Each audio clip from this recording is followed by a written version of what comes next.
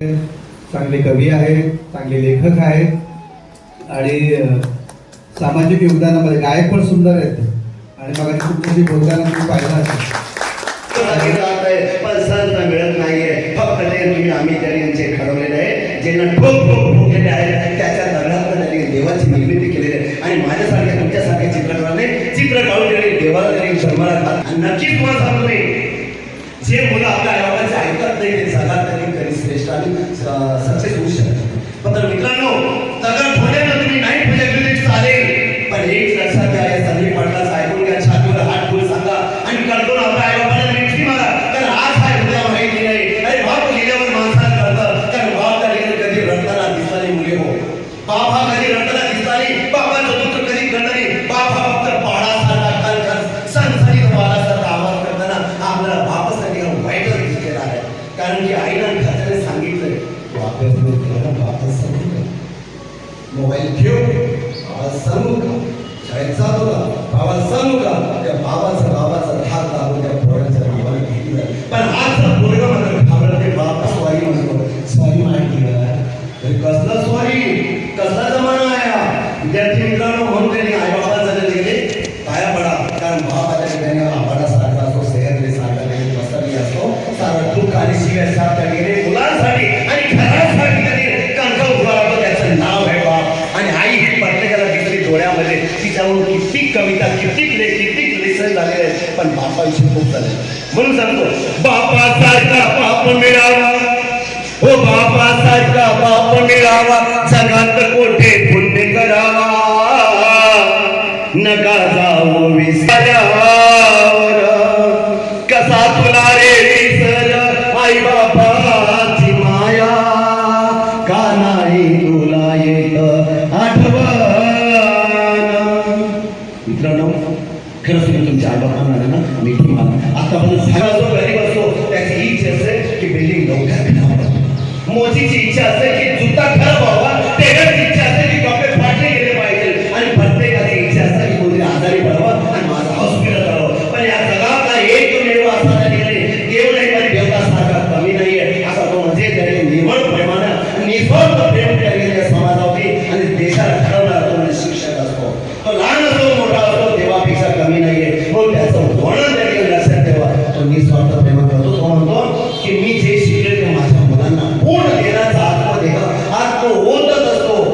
म्हणून नुसता अभ्यासाकडे वळू नका, नुसता मार्कांसाठी क्लासेस आणि शाळा लावू नका. अरे तुम्ही जर चांगलं शाळेत शिकले ना, क्लासेस लावायची गरज तुमच्या वयात मी असताना आमच्या गावामध्ये जर कोणत्याने ट्युशन लावली, त्याला ढ म्हटलं जात होता, त्याला त्यांनी मेंढळ म्हटलं जात होतं, त्याला बुद्धू म्हटलं जात होतं. आणि आता जो क्लास आला त्याला हुशार म्हणतात. काय म्हणतात, मी ह्या क्लासमध्ये, मी त्या क्लासमध्ये, किती फीस, एवढी फीस, अरे मोठा केक थोडा त्या ठिकाणी. आई बापाला सांगा, बाबा मला ट्युशन लावू नका, बाबा मी प्रामाणिकपणे त्या ठिकाणी शपथ लावतो. कारण की तो बाप त्याने तुमच्यासाठी 10 रुपये वाचवण्याचा प्रयत्न करतो. अरे पायी जातो रस्त्यानं, कधी गाडी अशी होते तेच चालवतो का, त्याला वाटतं वेळेवर मी जॉबवर पोहोचवावं. कारण की मला माझ्या मुलांचं शिक्षण करायचंय, तिचं लग्न करायचंय, तिचं दुःख सुख करायचंय, बायकोला सांभाळायचं, संसाराला सांभाळायचं, नात्या गोट्याला सांभाळायचंय. म्हणून तो त्याने वाऱ्याच्या वेगापेक्षा स्पीडवर जात असतो, परंतु कधी त्याचा अंत होईल माहीत नसतो.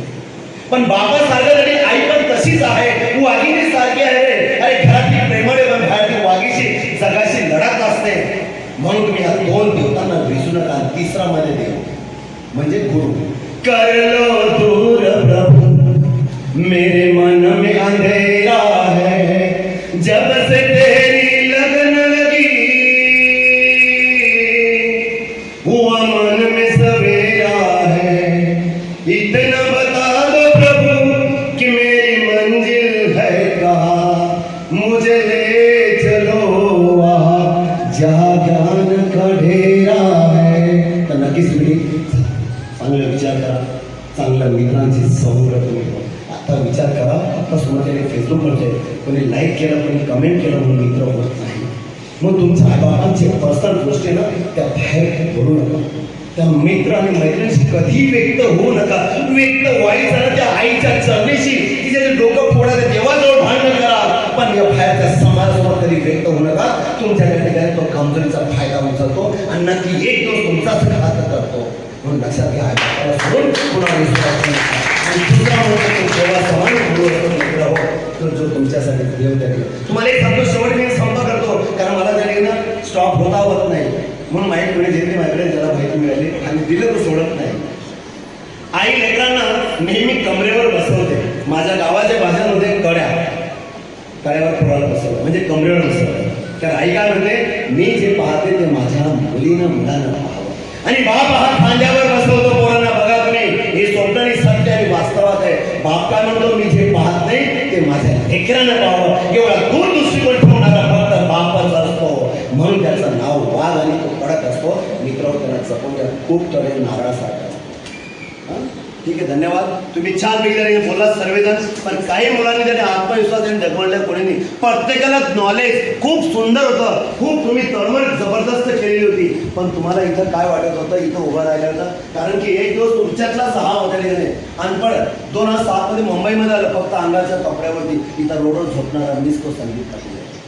आज जिथं तुम्ही त्याने म्हटलं, सर आपले रोड बंद करायचंय, कोणताही असो, कितीही लाल गाड्या असतो, बंद करायची ताकदीमध्ये, कारण की हे माणसाला सत्य काळ असतं. म्हणून वक्त इंसान को बदल देता है, और जिसका हालात और वक्त बदल जाता है ना, वो दुनिया को सीधा भी कर सकता है, वह अपना साम्राज्य खड़ा कर सकता है. म्हणून अनुभव हे सगळ्यात श्रेष्ठ असतं. शिक्षण हे माणसाला फक्त नोकर बनवतं, क्रांती आणि बाप बनवणारा हा अनुभव असतो मित्र. म्हणून त्यांनी बिनधास्त बोलायचं. बोलताना त्या ठिकाणी काय करायचं, मी माझ्या मित्राशी, माझ्या आईशी, माझ्या भावाशी बोलतोय, जसं आपण गप्पा मारतो, एखादा पिक्चर पाहून येतो, आणि शाळेत आपला सर वर्गातच असतो, तरी पण आपण काय करतो ही असं दिलं, आई बापांनी सर्व दिलं असतं, पण आपण बॅगेतनं पेन पेन्सिल काढत नाही, पुस्तक काढत नाही, पण ते बाजूवाल्याकडनं मागतो. का मागायचं मला तेच कळत नाही. अरे आई बापा त्या ठिकाणी EMI एक वेळा भरणार नाही रे, पण तुम्हाला पेन पेन्सिल सर्व काही देतात. आणि आता लक्षात ठेवा, आजपासून कोणीही जंक फूड खाऊ नका, कोणी जंक फूड खाऊ नका. बाहेरचे बिस्किट, वेफर, जे काही पाकिटे सर्व बंद करा. सांगत आले खूप काहीतरी म्हटले त्या ठिकाणी, सांगत गेले ज्ञाना तुका, उशी झाले तरी शिका. पण मित्रांनो, आता तरी ऐका, नाही तर जा सर्वजण त्या ठिकाणी भुकणार. शेवटीची वेळ सांगता येणार नाही, म्हणून पुन्हा सांगतो की बाहेरचे जंक फूड सोडा, घरातलं खा आणि घरच्यांना नसमस्त खा. रामकृष्ण हरी. जय हिंद.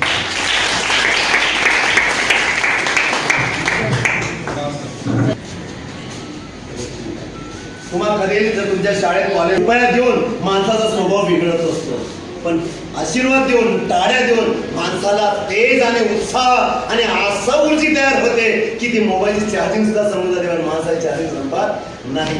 नक्कीच त्यांचा हा सन्मान करणं शिक्षक भारतीचं. त्यानंतर सन्माननीय